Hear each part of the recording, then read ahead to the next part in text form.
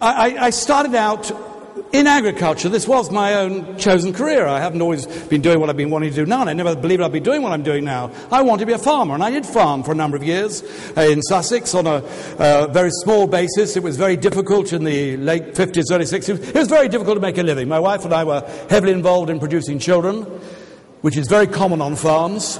But we were struggling, and I was looking around to find a way of earning some extra money. And I was chatting to a friend, and he said one day, well, Richard, do you want to make a lot of money? And what does anybody ever say to anything like that? The answer, of course I do.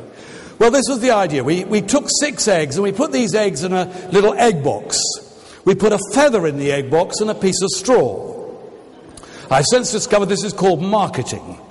And we took these eggs to a grocer's shop in Knightsbridge, a store I'm sure you're familiar with, Harrods. And I had an appointment with the buyer there, Mr. Bowen, and I took these eggs in, and I was telling him all about them. They were fresh, they were straight from the farm, and they were brown, and he could actually see that. But we got around to the price.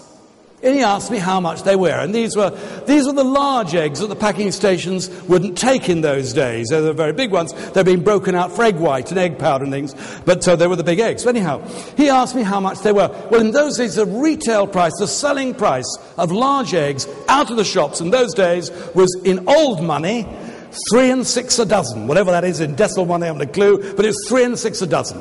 He said to me, well, how much are your eggs? I said, to you, Mr. Bowen, these eggs are 7 shillings a dozen.